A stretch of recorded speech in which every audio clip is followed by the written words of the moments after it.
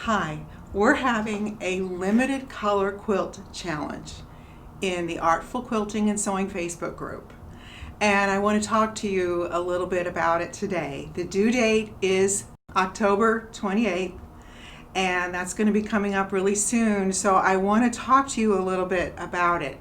I come to the use of color just intuitively, but what I've found is that I know what I like, and it seems that what I like tends to work pretty well. In this case, this is my second version of Return to Dust. And the first one you can see on the challenge poster that I posted in the Facebook group. It's very monotone, very much just blue. This one has a lot more contrast. So there's more contrast between the very dark blue and the white. The outer edges have the darker colors over here. Over here, there's a lot more white mixed in. And then this, of course, is pretty much the lightest panel, but you do have some focal point here with the leaves. Okay, and there is a little silver in here, so it's not strictly monochromatic, but pretty much so. And then over here, this is not monochromatic at all, but the colors are limited. So you have pretty much red and gold and things in between. So you have plum, which is a version of red. You have orange, which is gold and red mixed together. And one thing that happens when you limit your color palette, you find ways to create interest in different ways. So you may add a lot of texture, like over here, there's a lot of texture in this quilt, and there's a lot of contrast. Over here, all these bands of different kinds of color, and some of the fabrics I chose have stripes in them. And then I sliced through those bands of color with these curvy lines of gold silk.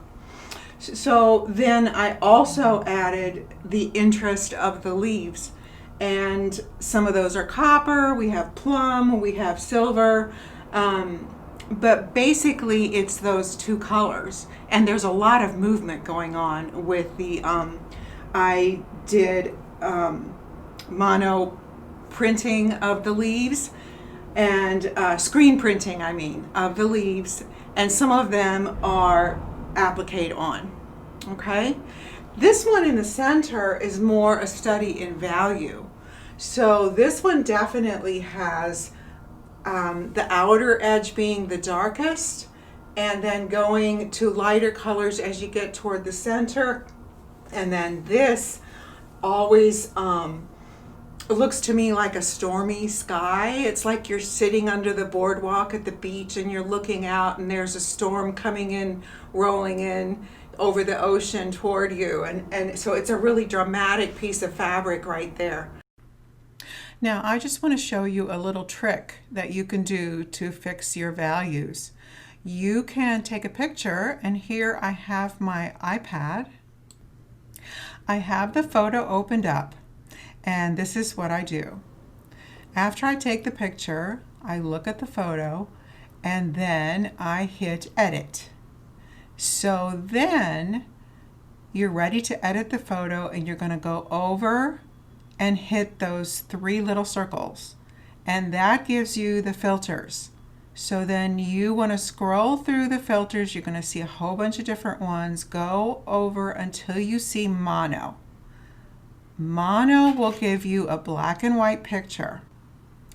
You can then press cancel to revert to the color, or you can press done and save your picture as a black and white. I find this to be a really valuable tool in figuring out the values. You can see them here from dark to light, and there's really, really good contrast. Now, in this example, in the colors, it looks like a nice variety of colors. They look great. But when you look at the mono, there's two colors near the lighter end that are very much the same. And I took one of them out. So this looks great. But you know what? These fabrics all kind of have the same texture. And look here, I substituted the lightest one for a fabric that had more texture, more interesting stuff going on. And here it is in the mono, and it looks great. So anyway, I want you to think about how you could make maybe a complicated quilt, fairly complicated like that, or this, but something simple and small works too. Just challenge yourself to just pull a few pieces of fabric out of your stash and just make something that shows us that you can limit your color palette and make something really beautiful. So just give it a try. Okay, the deadline is the 28th, so let's give it a try.